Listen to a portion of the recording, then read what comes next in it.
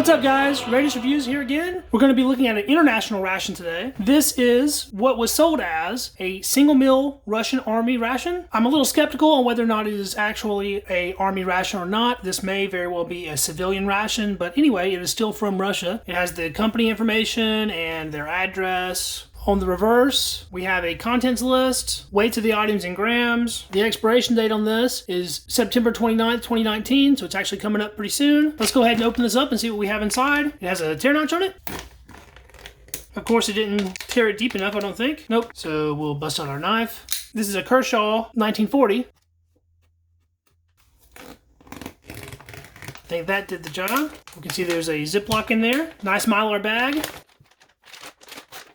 And per usual, it does have a cardboard box on the inside. This will be the second Russian ration that I've had. The first time I'm doing a single meal ration from Russia. Right on top, we have 2 packs of crackers. Looks like they got pretty beat up in shipping. This feels mushy, like it's the apple jam or either tomato sauce. Let's translate this right fast and see what it actually is.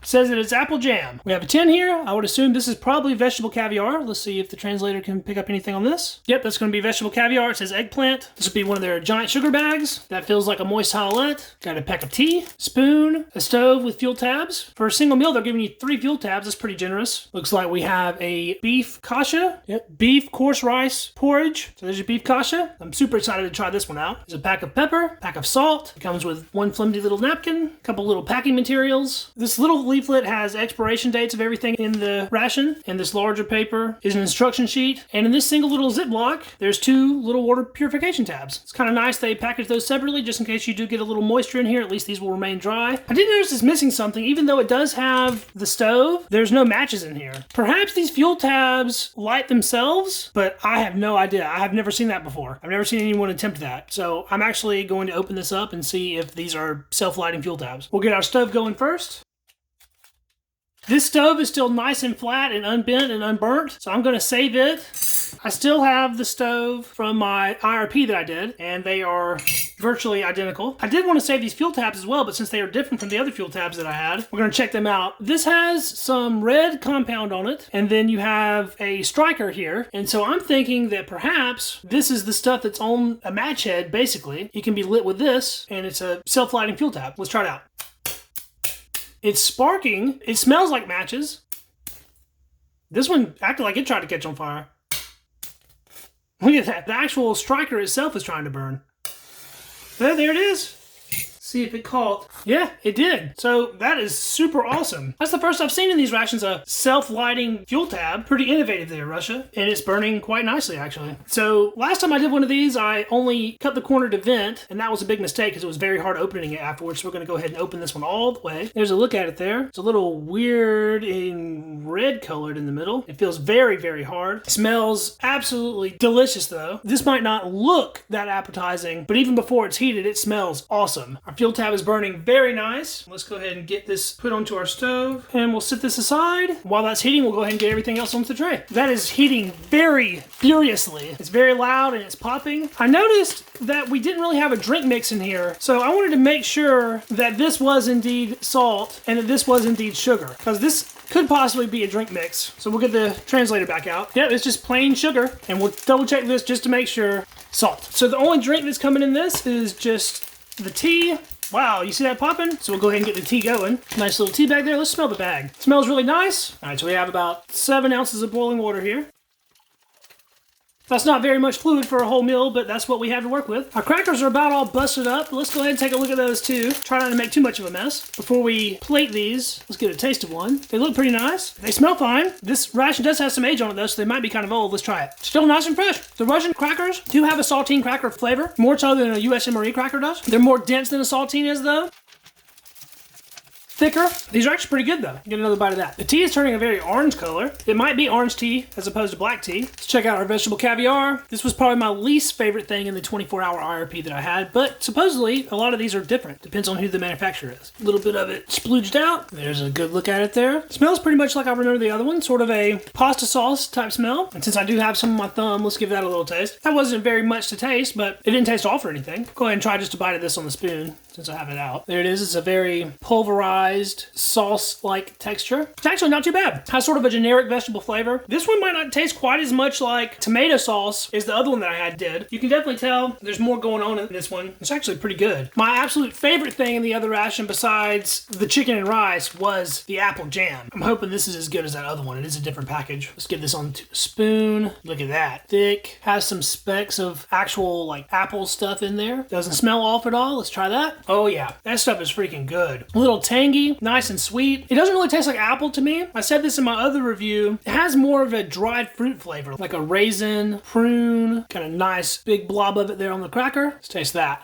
This stuff is seriously so good. I wish this was available in stores here in the US. I would actually buy this and eat it on a regular basis. It's so good. Fantastic. Really just a treat. Looks like the fuel tab has just a very small flame on it, so we'll go ahead and let it burn itself out. This will probably be quite hot, so I'm going to use some assistance in picking it up.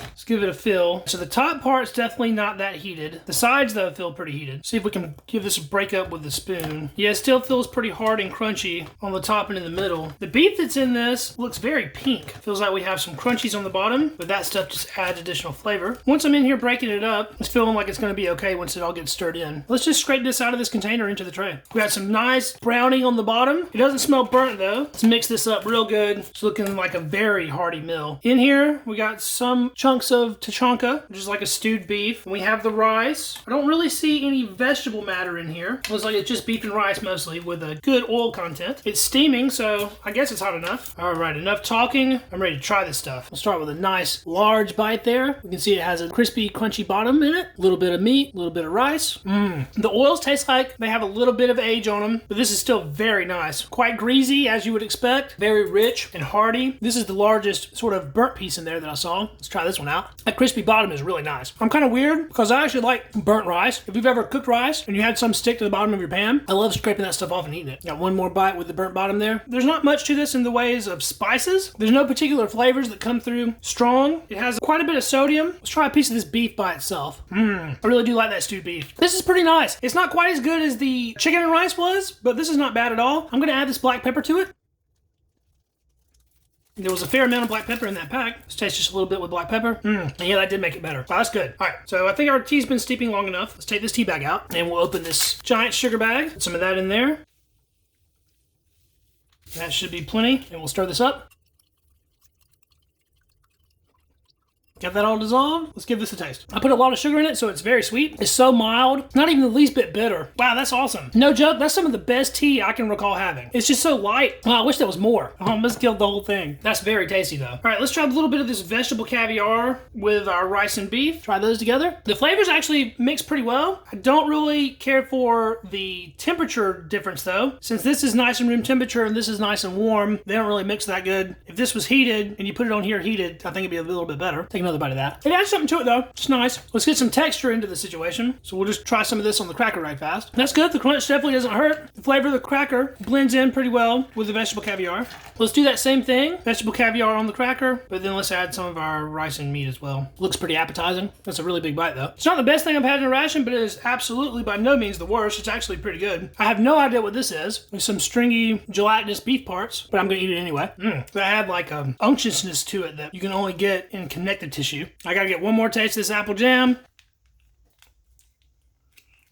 Oh yeah, that's the star of the show. Between that and the tea, those are two of the better ration items I've ever had. All in all, this was not a bad meal. I definitely think that with the price these are, they're worth trying out, especially if you've never had a Russian ration before. This is a good way to get your foot in the door for Russian food. That was a single meal Russian army ration. It might be a civilian ration, and it was really nice. I'm gonna very happily finish the rest of this off. Thanks for watching, guys. If you liked the video, please subscribe to the channel. I was looking at my analytics, and it looks like about 70% of my views are coming from people who are not subscribed. So if you're watching the videos and you like them, please drop me a subscription. That really helps keep me motivated to keep making more videos. So if you like them, subscribe to the channel. I appreciate it. I appreciate everyone watching. And I got more videos on the way. We'll catch you in the next one. See you guys.